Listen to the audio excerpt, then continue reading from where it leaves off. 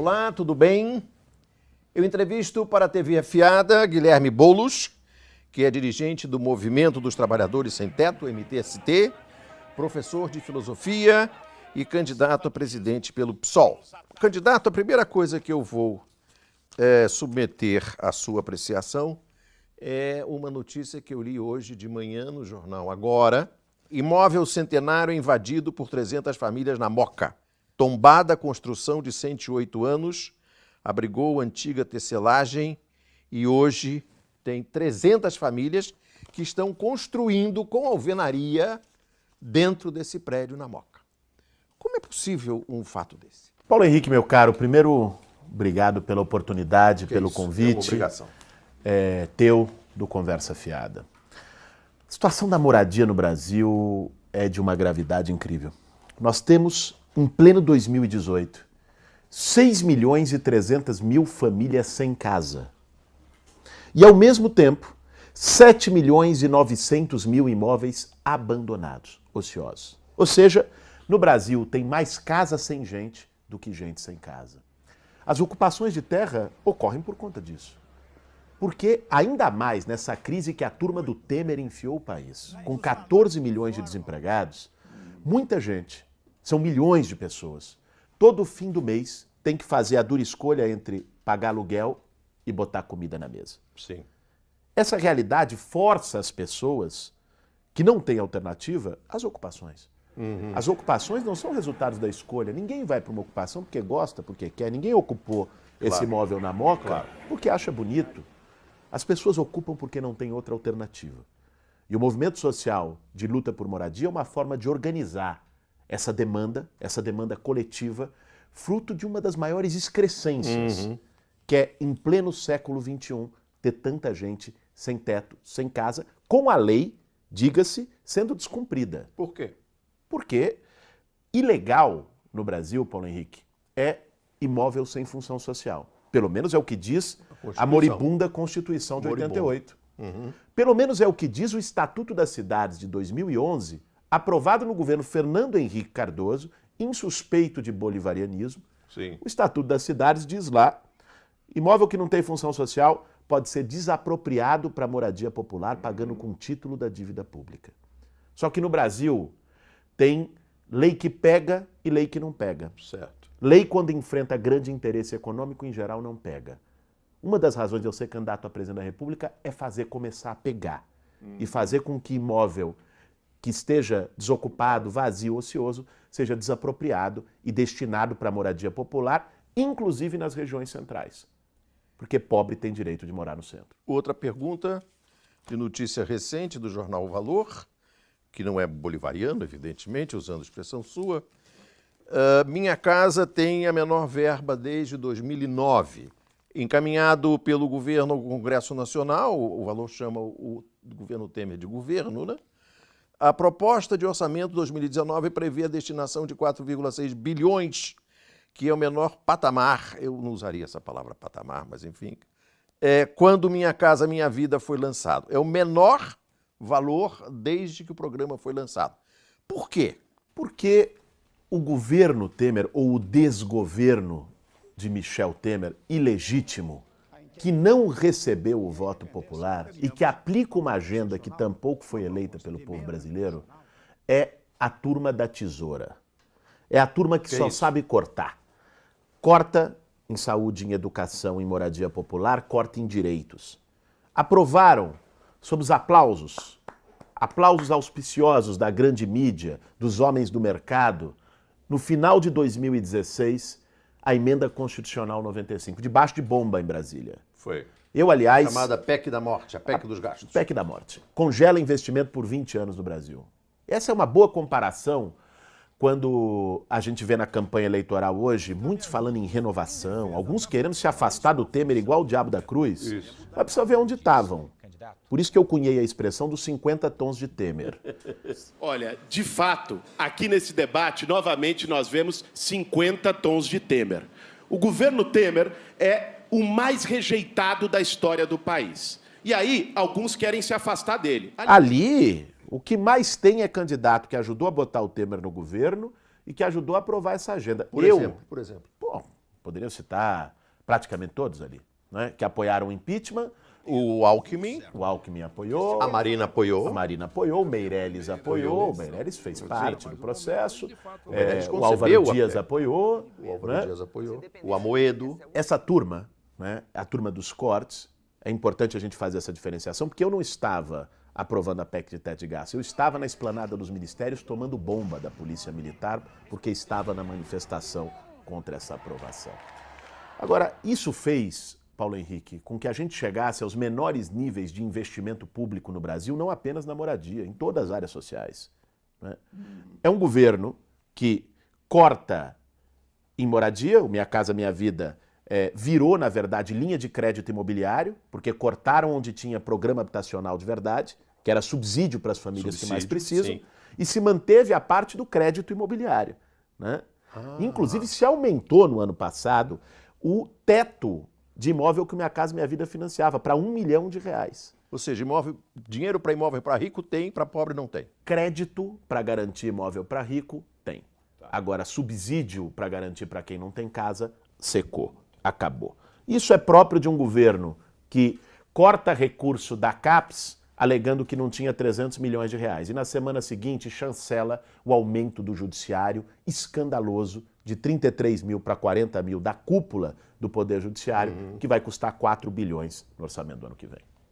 Eu vou me valer também de um livro, De Que Lado Você Está?, de Guilherme Boulos, Reflexões sobre a Conjuntura Política e Urbana do Brasil, da editora Boitempo.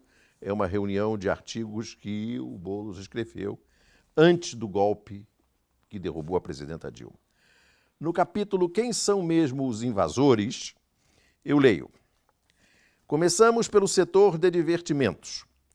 Os clubes Pinheiros, IP, Espéria, Paineira do Morumbi e Alto de Pinheiros estão total ou parcialmente em áreas públicas e concessão de uso irregular. Cadê a bomba de gás na piscina do Morumbi? Sem falar no clube Círculo Militar de São Paulo e Clube dos Oficiais da Polícia Militar. E os shoppings Continental, Eldorado, Center Norte. Quem vai desapropriá-los? Isso tudo foi invadido? Tudo isso, ou área invadida ou com concessão de uso irregular. Isso foi fruto de uma CPI na cidade de São Paulo, se eu não me engano, em 2002, 2003. Uma CPI que foi feita e mostrou que há invasões que são consentidas pelo Estado brasileiro.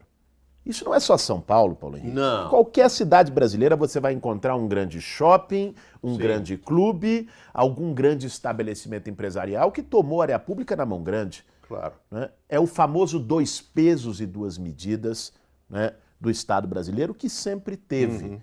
Com os pobres, com quem não tem casa, com quem precisa pagar aluguel, a tropa de choque, a bomba de gás.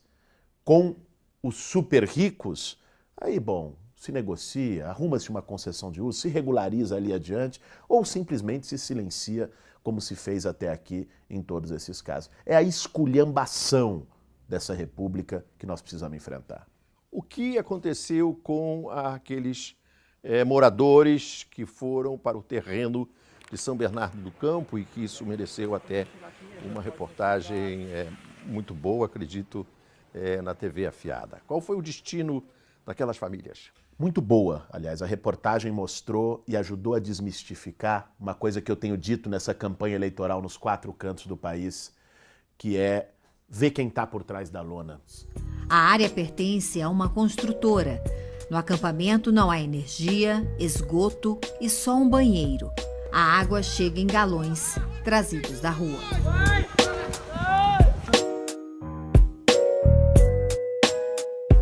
E aqui dentro nós temos um espaço de 2,5 metros por 2,5 metros. É o espaço suficiente para colocar um colchão. É muito fácil chamar de vagabundo. É muito fácil dizer que uma mulher que vai com seus 2 filhos para um barraco de lona pisar no barro é vagabunda, não quer trabalhar, quer tomar o que é dos outros. Difícil é se colocar na pele dela, ouvir a sua história, e a TV Afiada fez aquilo brilhantemente. Muito obrigado. Naquela ocasião.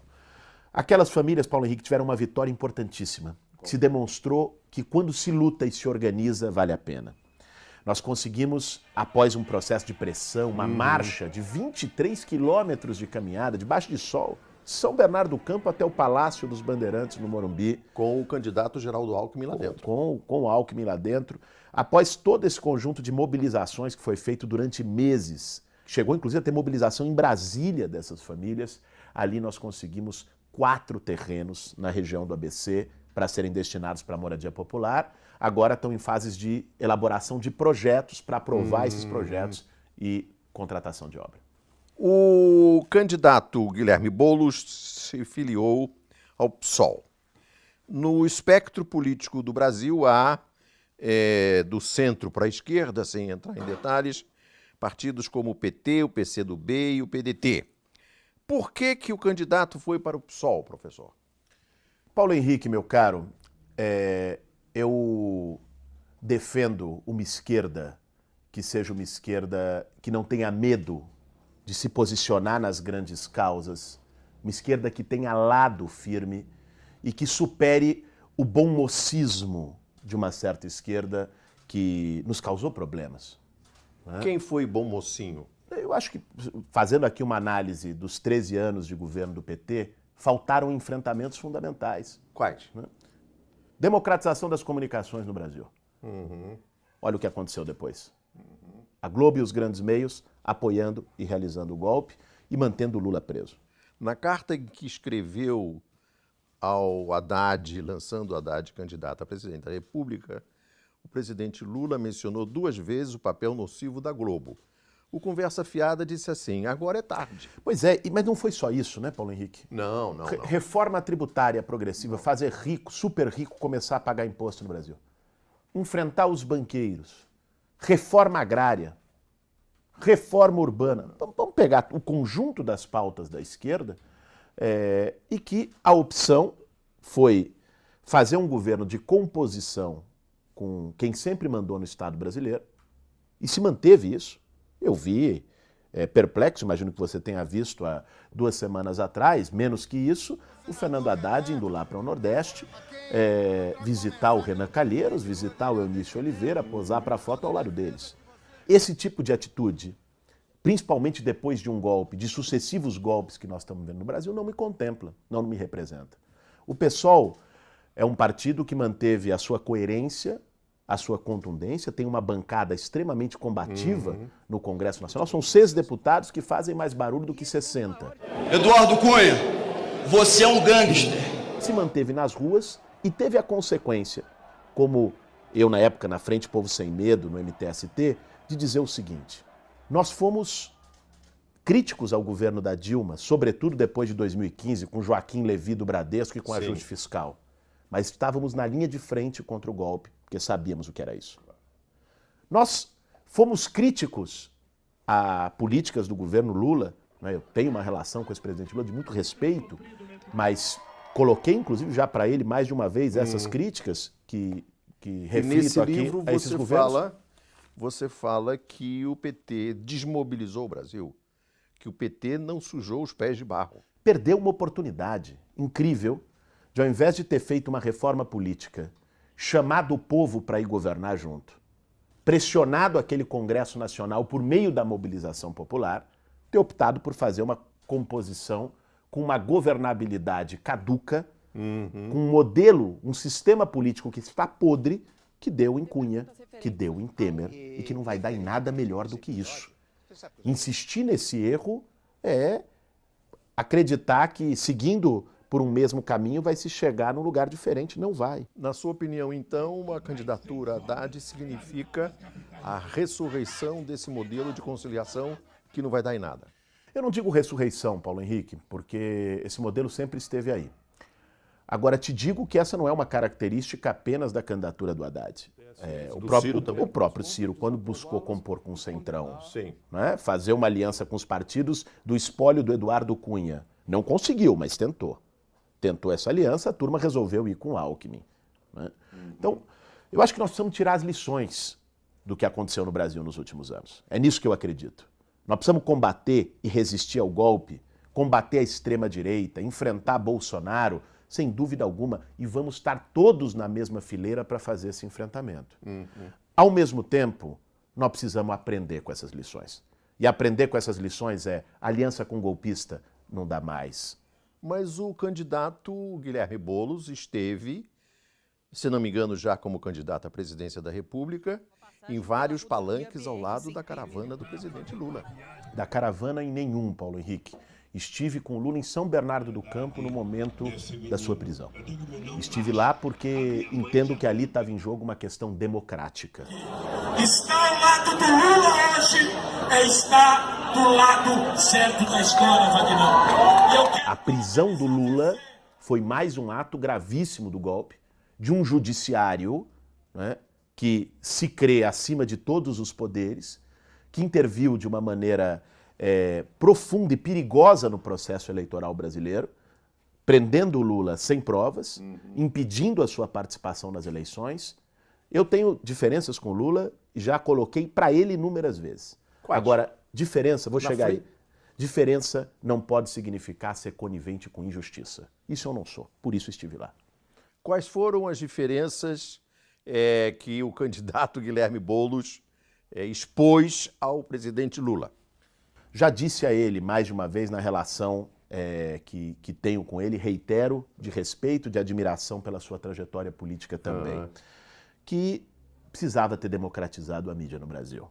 Né? Precisava ter enfrentado esse monopólio e, para isso, bastava fazer cumprir a Constituição. Já disse a ele que não concordo com alianças como as que foram feitas com o PMDB e que se insiste em reeditar num momento tão grave como esse. De que a governabilidade no Brasil deve ser feita de um outro jeito. Este sistema político faliu. E aqui se trata de analisar as coisas como elas são. Porque é muito fácil taxar isso de ingenuidade, de infantilismo, mas não tem outro jeito. Já vejo alguns candidatos falando, não, isso aí, né, não tem como governar o Brasil de outra forma.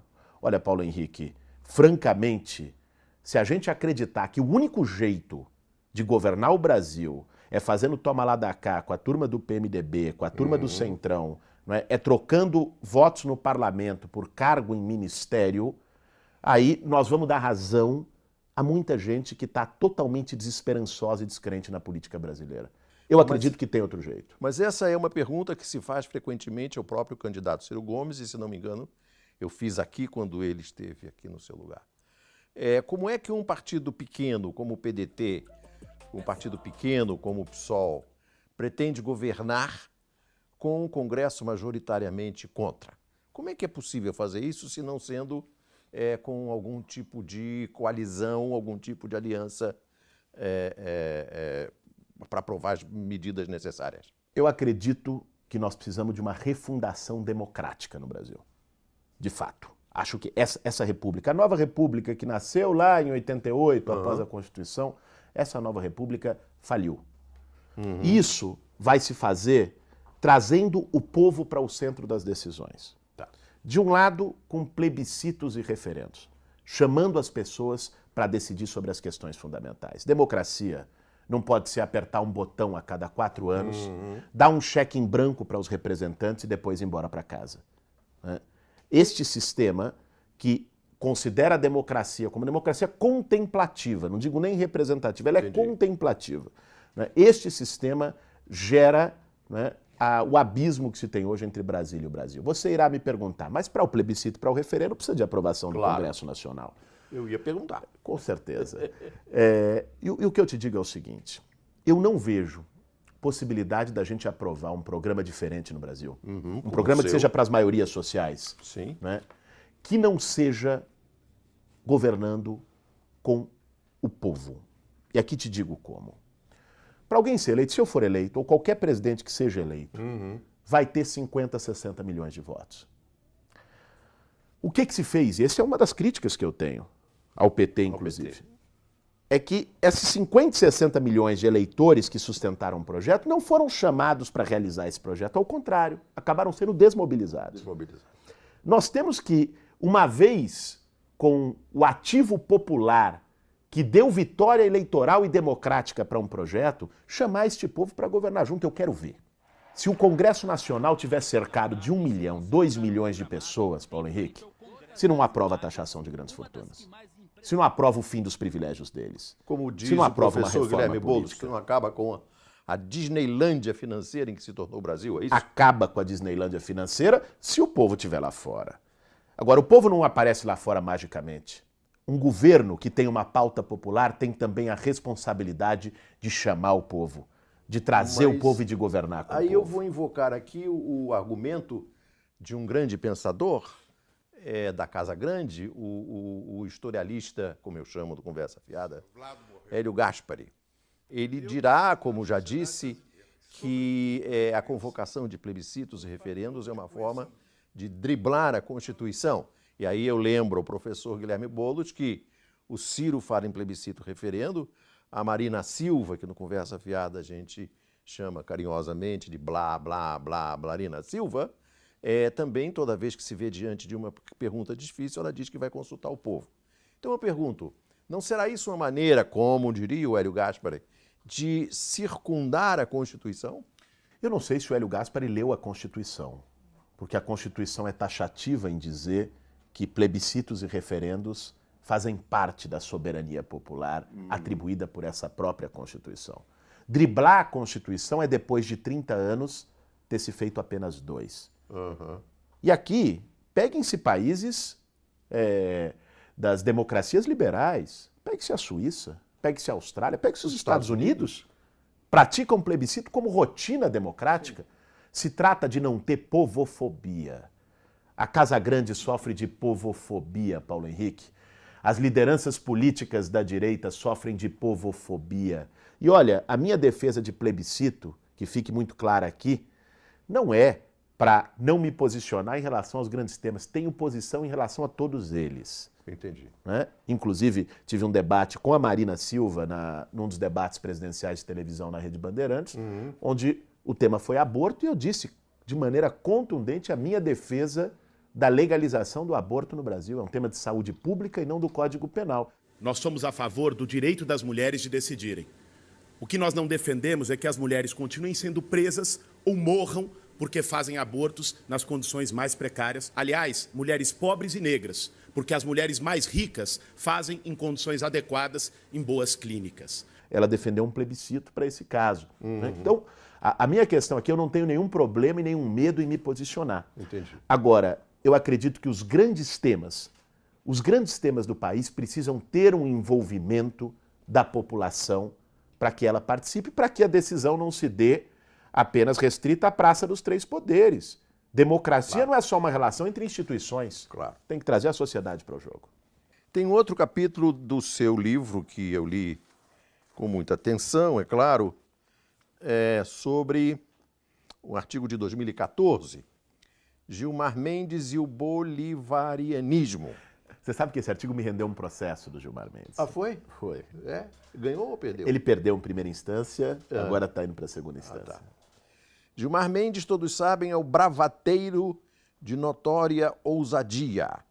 Chamou Lula às falas, por conta de um suposto grampo em seu gabinete, cujo áudio até hoje não apareceu.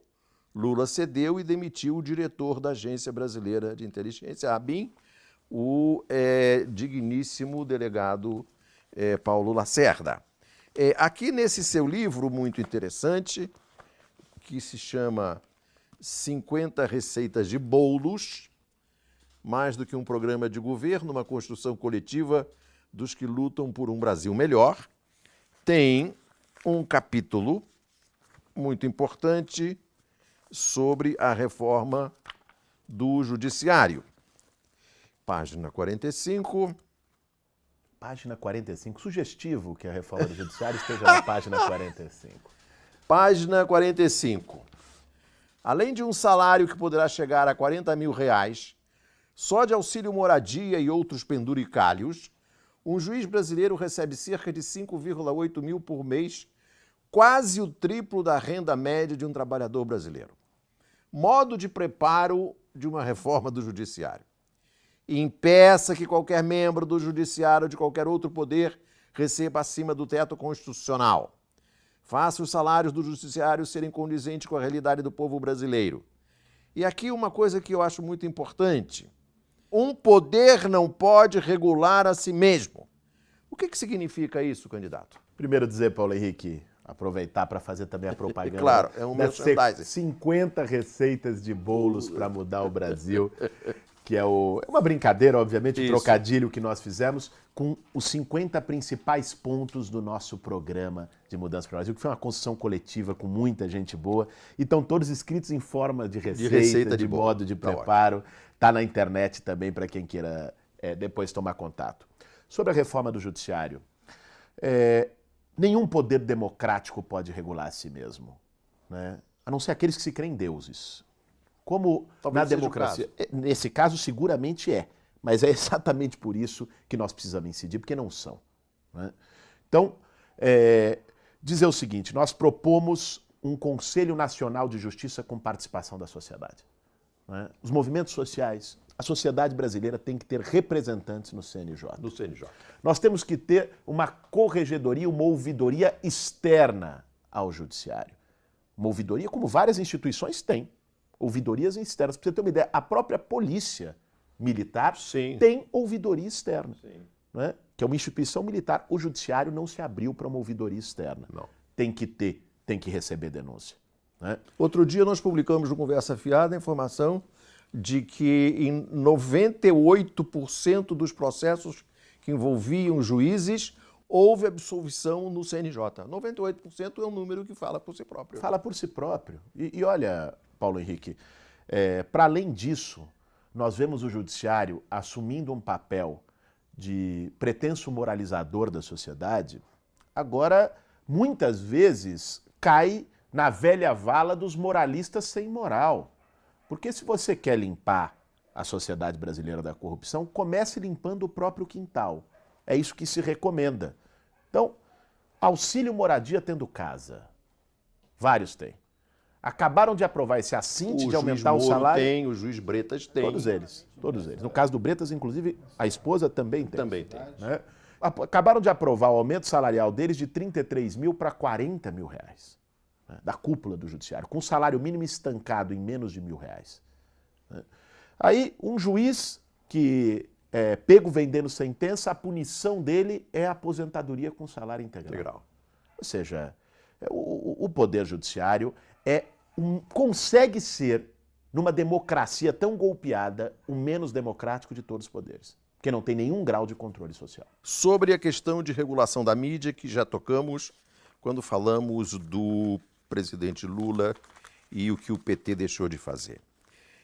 Na página 87 desse seu livro aqui, o PT teve 12 anos para levantar o debate da democratização das comunicações e não fez. Faltou coragem e sobrou soberba. Acreditou que o pacto social era uma mágica. Suas palavras em 2014. Agora eu gostaria de invocar aqui dois problemas para ver qual é a opinião do amigo.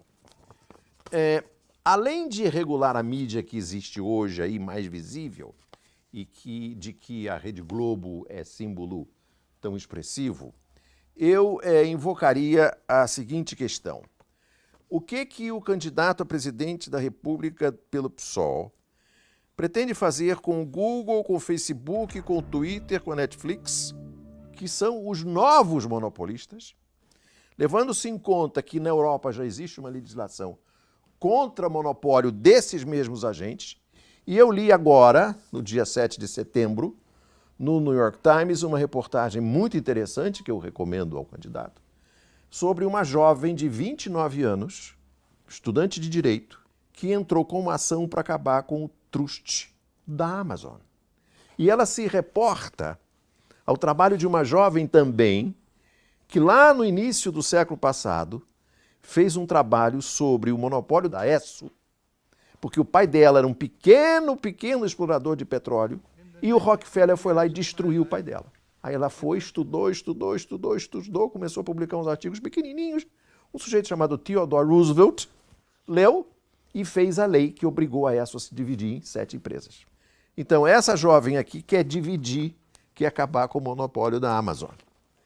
O que o PSOL, que é um partido tão ligado à juventude e tão conectado, está tudo na internet, o PSOL vive na internet, pretende fazer sobre esses novos monopolistas, já que no Brasil não tem CAD?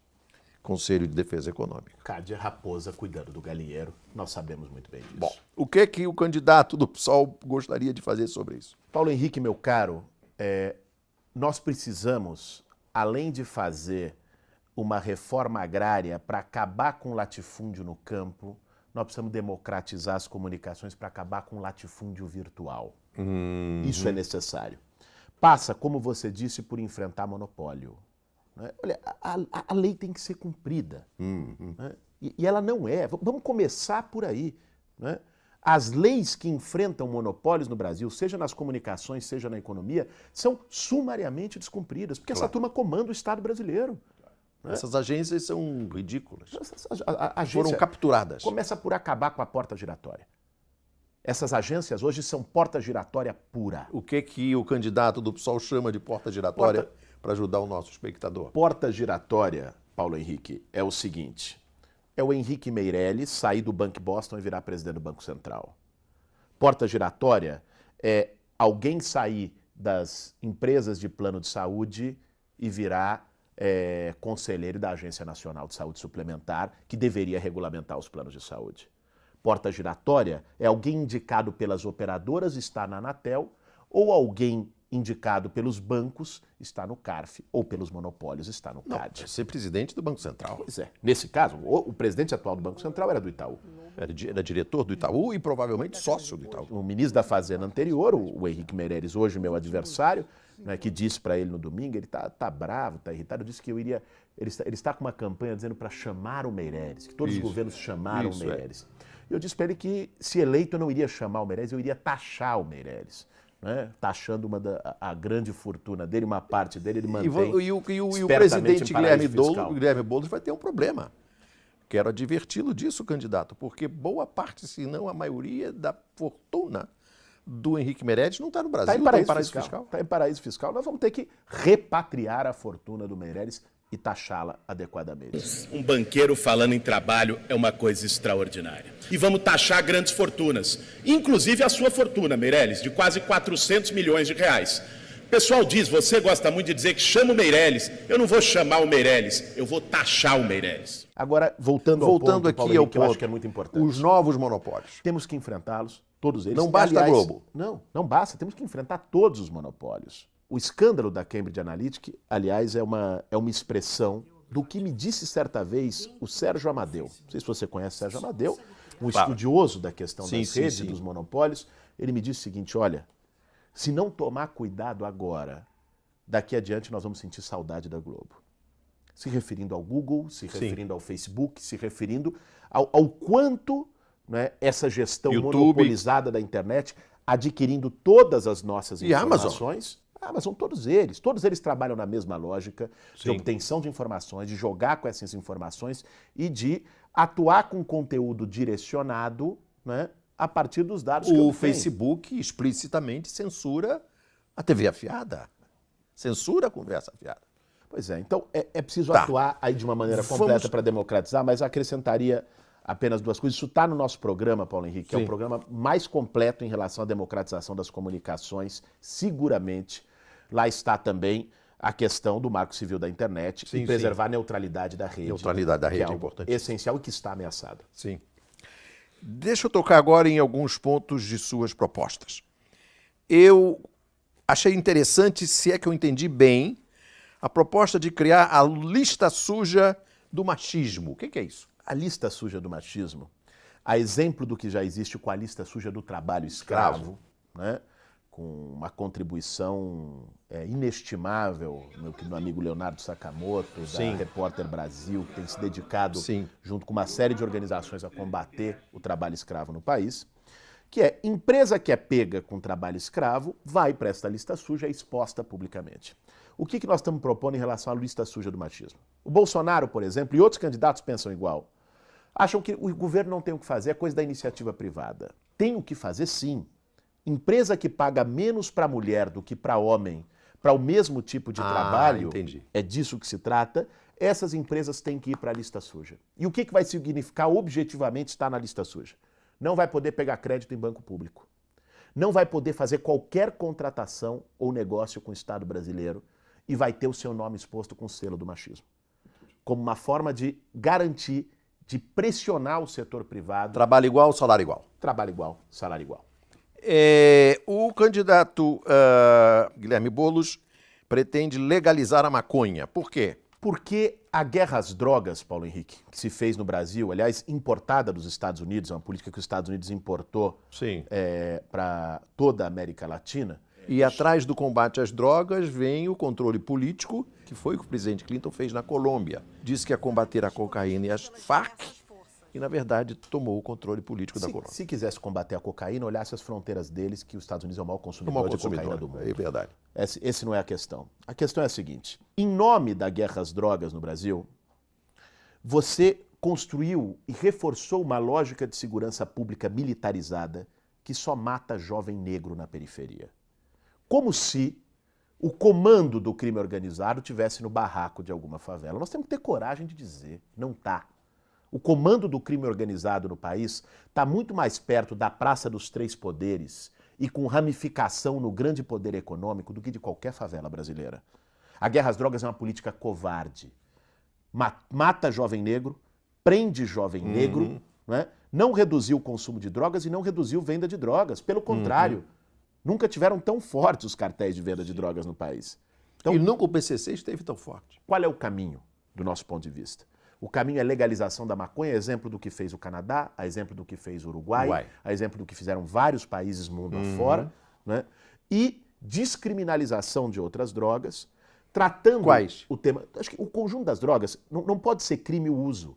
Você usar uma substância que lhe faz mal, isso é tema de saúde pública, não do Código Penal. Não é tema de tiro. Entendi. Né? Isso tem que ser tratado e temos que ter políticas públicas efetivas de prevenção. Por exemplo, qual é a sua política para situações como a da Cracolândia de São Paulo? Vamos lá. Política em relação à Cracolândia, primeiro eu vou dizer qual não é a minha para depois dizer qual é. Tá. Não é botar tropa de choque para ficar jogando bomba e dando tiro de bala de borracha em quem está viciado em crack. Essa não é a política. A política tem que ser de acolhimento, de prevenção e de tratamento de saúde mental. Esse é o caminho, né?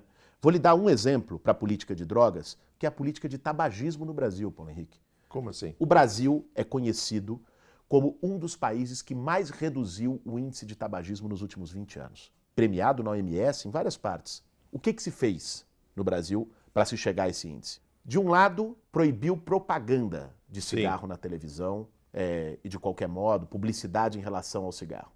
Se restringiu os lugares de uso. Sim. Não se pode mais em toda parte. E se fez um trabalho efetivo de uma campanha de prevenção e de explicação e esclarecimento dos malefícios do cigarro. Não se deu um único tiro, não se tornou ilegal, não se compra cigarro em boca de fumo.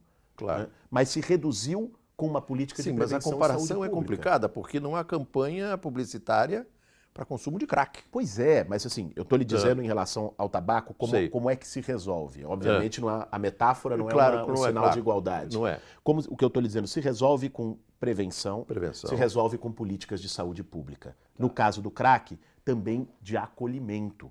Né? Nós temos que ter uma política que trate o dependente, né, o dependente químico, como alguém que precisa de tratamento de saúde, não como alguém que precisa de polícia para algemá-lo e atacá-lo. Vamos pular agora para o pleito. Não sendo Guilherme Boulos do PSOL, quem vai para o segundo turno? Paulo Henrique, nós estamos numa das eleições mais incertas da história brasileira. Seguramente a mais incerta dos últimos 30 anos, desde 1989. Uma eleição marcada por intervenção indevida do judiciário, uma eleição marcada por uma antipolítica terrível, que se traduziu, inclusive, em ascensão de figuras como Jair Bolsonaro, de extrema-direita, que sofreu essa agressão, que complica e torna o cenário ainda mais... Inaceitável, agressão absolutamente inaceitável. Né? Essa é uma das diferenças que nós temos com ele. Claro. Para nós, toda agressão é inaceitável, a dele inclusive. Né? Ele não se posicionou quando mataram Marielle, nossa Na companheira sua de opinião, partido. só interrompendo, já que você tocou na Marielle, por que não descobrem quem matou a Marielle? Essa é uma grande questão. 6 meses fazem agora. E nós não sabemos quem matou e nem quem mandou matar a Marielle. Porque aparentemente, se formos acreditar no bom repórter do Globo, Chico Otávio, quem matou a Marielle está morto. Está adequadamente, convenientemente morto. O que é preciso saber agora é quem mandou matar quem matou a Marielle. Agora vamos lá. Eu acho que tem duas coisas para a gente falar sobre Marielle, para depois voltar para a questão eleitoral, que o cenário eleitoral é importante. Mas sobre Marielle, queria dizer duas coisas. Primeiro, nós não podemos descartar em hipótese nenhuma, ao contrário, há indícios afirmados por investigadores, inclusive, que o crime da Marielle tem a vinculação com figuras políticas, vinculação direta com figuras políticas do Rio de Janeiro. Do Rio de Janeiro. Isso não pode ser descartado. Sim. Né? Segundo lugar, o fato de não descobrirem quem matou Marielle também não é um fato isolado, Paulo Henrique. É produto de uma lógica e de uma política de segurança pública que trabalha no tiro, porrada e bomba, na militarização e não na inteligência. Eu estava estudando os dados do Rio de Janeiro. Você sabe qual foi o orçamento executado em inteligência policial no Rio de Janeiro durante o ano de 2018? Não. R$255.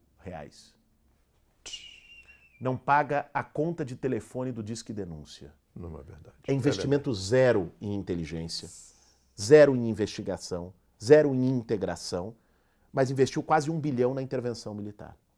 Na intervenção das forças militares lá, né, para trocar tiro nas favelas. Esse não é um fato só da Marielle. 92% dos homicídios no Brasil sequer são investigados. Não tem investigação adequada. Claro. Porque não se considera a segurança pública como área de inteligência. A nossa proposta para a segurança pública é desmilitarização da polícia, de maneira clara, e fazer o ciclo completo. Como é em boa parte dos países do mundo. Uma polícia que atue na prevenção ostensiva e na inteligência e investigação. Isso é fundamental, isso não se tem no Brasil, e essa é uma das razões da gente não saber quem matou Marielle. Das 10 câmeras de vídeo, por exemplo, da cidade do Rio de Janeiro, quando foram tentar resgatar, 2 ou 3 estavam funcionando. Esse é um sinal. Vamos à eleição. Quem vai para o segundo turno? Voltando, Paulo Henrique, temos uma indefinição danada. Sei. Agora, se nós olharmos as pesquisas hoje, nos diz que quem vai para o segundo turno, hoje, esse é o cenário de hoje, a fotografia de hoje. Sim. Ainda tem o filme para chegar até o dia 7 de outubro. Mas a foto tirada hoje, quem vai para o segundo turno é o Jair Bolsonaro e alguém do campo progressista. Né? É isso que está posto neste momento. Isso reforça algo que a nossa campanha tem feito um diálogo, que é o seguinte: é evidente que há uma preocupação, uma apreensão em todos os democratas no país de evitar uma vitória do Jair Bolsonaro. Né? E essa apreensão, para nós, é ainda maior. Eu venho do movimento social. Claro. Eu sei o quanto sofrem as pessoas nas periferias e eu sei o que significaria um governo do Jair Bolsonaro. Eu, os meus companheiros do PSOL, dos movimentos sociais que estão conosco, que estivemos nas ruas para enfrentar essas posições nos últimos anos no país. Isso é um ponto fundamental. Nós temos que ter essa sensibilidade e estar juntos para barrar o avanço da extrema-direita. Ao mesmo tempo, essa eleição ela é feita em 2 turnos. E o primeiro turno é momento para se votar em quem acredita. O primeiro turno é momento para fazer o voto em causas que é importante que cheguem fortes ao final dessa eleição. É importante que a defesa da democratização das comunicações, e não daqueles que, com todo respeito, podem estar no campo progressista, mas acham que se democratiza a comunicação com controle remoto, e já disseram isso mais de uma vez, Sim. que uma posição da democratização das comunicações se fortaleça. É importante que uma posição de fim da guerra às drogas e de legalização da maconha tenha eco e tenha força, de desmilitarização das polícias e fim do genocídio da juventude negra, de defesa intransigente, por exemplo, do direito das mulheres, do direito ao aborto, de alguém que não se dispõe a negociar isso por voto ou por governabilidade com a bancada conservadora e fundamentalista. A defesa da reforma agrária, da demarcação de terras indígenas. É importante que essas pautas, que só a nossa candidatura tem colocado no cenário político nacional, que essas pautas tenham força no primeiro turno, que essas pautas tenham um eco, porque aqui nós não estamos falando apenas de uma eleição. Aqui nós estamos falando da disputa de consciência de uma geração. Aqui nós estamos falando de algo que não termina em outubro. Claro. São as sementes do futuro que estão sendo plantadas agora. E o que o professor Guilherme Boulos leva para casa depois da eleição, se ele não for para o segundo turno? Paulo Henrique, uma construção que para nós é o essencial de uma candidatura como a minha. Eu decidi ser candidato a presidente da República não por carreira. Se fosse por carreira, poderia ter tomado outros caminhos mais fáceis. Eu sei das dificuldades. Claro. Eu sei ler relação de forças, pesquisa eleitoral e analisar a conjuntura. Todos nós sabemos. Como é que o senhor viaja? Com que dinheiro o senhor vai o Brasil inteiro? Onde o senhor já esteve nessa campanha? Passei por 24 estados, Paulo Henrique. Corri esse país com dinheiro do fundo público, do PSOL. É importante. Com jatinho? Nós defendemos, não. Todos com avião de carreira, naturalmente. Às vezes ônibus, van, dependendo do local. Há candidatos que viajam com jatinho. Isso. E dou aqui o recado para eles, se estiverem nos assistindo na TV Afiada. Nós também vamos fazer jatinho começar a pagar imposto. Porque hoje carro paga IPVA. Agora, jatinho, helicóptero, não paga R$1 de imposto no Brasil. Tem que começar a pagar, nós vamos fazer reforma tributária. Quem financia o PSOL? O PSOL é financiado por quem acredita nele, Paulo Henrique. E agora você me deu a oportunidade de fazer um Mas vem o merchandising de novo. aqui na nossa entrevista no Tá TV certo. Afiada. Aqui na TV Afiada a gente não cobra merchandising. Até porque nesse caso não teria como pagar. Mas a nossa candidatura não recebe R$1 de empreiteira, de banqueiro, Imagino. de agronegócio, de grande empresário. Imagino. Por uma questão também de princípio, porque nós não queremos ter rabo preso. A gente viu, quando essa turma financia a política, a conta depois vem Claro. alta. Ela é financiada por quem acredita nela. Nós lançamos uma plataforma de colaboração coletiva, doebolos.com.br. A média de contribuição chegou a mais de 1.000 contribuições nos últimos 20 dias. Sim. Porque já tinha uma plataforma da pré-campanha, que arrecadou 60, 70 mil reais, e agora tem a plataforma da campanha, que já superou, acho que, os 70 Qual mil é reais. a contribuição média, mais ou menos? É isso que eu iria dizer. A contribuição média é em torno de R$20. Caramba. Ou seja, não são laranjas. Sei. São pessoas que efetivamente acreditam nesse Entendi. projeto e Tá. contribuem com ele. Então, se você também concorda com o que eu estou dizendo aqui e acredita nesse projeto, Mas então doebolos.com.br. precisamos concluir a nossa entrevista e a sua resposta sobre o que é que o professor Boulos leva para casa. O que eu diria, Paulo Henrique, uma campanha como a minha, que é fruto de uma aliança inédita entre dois partidos políticos com muita coerência, que é o PSOL e o PCB, mas com movimentos sociais. Com o MTST, de onde eu venho, com a articulação dos povos indígenas do Brasil. A minha companheira de chapa, Sônia Guajajara, é a primeira indígena numa chapa presidencial na história desse país. verdade. Com a mídia ninja, que está conosco nesse processo, com setores do movimento feminista, movimento negro, movimento LGBT, juventude, professores, artistas. Nós construímos uma aliança de setores da sociedade, em torno de causas, de bandeiras. Uma candidatura como a minha não se mede apenas por percentual em pesquisa de intenção ou no voto depois da eleição. Se mede pelo objetivo de elevar a consciência política da sociedade brasileira. Por trazer grandes temas para a arena política que não seriam trazidos de outra forma. Porque, lamentavelmente, mesmo dentro da esquerda, do campo progressista, há aquela velha campanha feita por marqueteiro. Nós falávamos antes aqui do Leonel Brizola, você Sim. dizia da sua admiração pelo Brizola, e tudo que o Brizola não fez e detestava, que é a campanha feita por marqueteiro, Sim. né, do candidato que... Marqueteiro era ele. Era o próprio, com sapato Vulcabras. Vulcabras, Agora, Ele e a voz do Pereio, mais nada. voz do Pelé. Neste país sem heróis, milhões de brasileiros ali e pelos 40 anos que se seguiram já tinham seu comandante. Uma campanha que não coloca os grandes temas, que foge das grandes questões, contribui para o processo de despolitização da sociedade.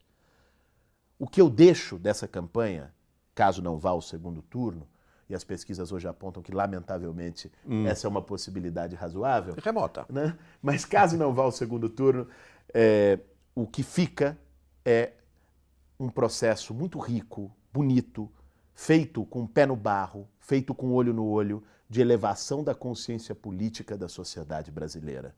Um processo que não negocia princípios, uma campanha que não abre mão de nenhuma das suas bandeiras. Eu não vou negociar a reforma agrária para ter apoio de ruralista ou para ter a Cátia Abreu na chapa. Eu não vou negociar nada do que eu acredito em relação ao enfrentamento aos bancos, né, para ter o PMDB junto me apoiando depois, ou para ter governabilidade, né, junto com a turma dos banqueiros, ou para ter o Marcos Lisboa do INSPER no governo. Eu não vou negociar nada daquilo que eu acredito. Essa nossa campanha não negocia. É uma campanha de causas, que eleva a consciência e sabe que o mundo não se encerra em 2018. Nós estamos plantando sementes, né, para um projeto de reorganização da esquerda brasileira. Não é apenas por uma eleição, é para uma geração. Isso me dá a consciência de dever cumprido. Muito obrigado. Obrigado, Paulo Henrique. Gostou dessa TV afiada? Pois é, se você gostou mesmo, faça parte desse grupo afiadíssimo de inscritos na TV Afiada no YouTube. Basta clicar no inscreva-se. Depois disso, você pode clicar no sininho. Você passará a ser sempre avisado de que tem uma novíssima TV Afiada. Isso tudo, a melhor parte, de graça.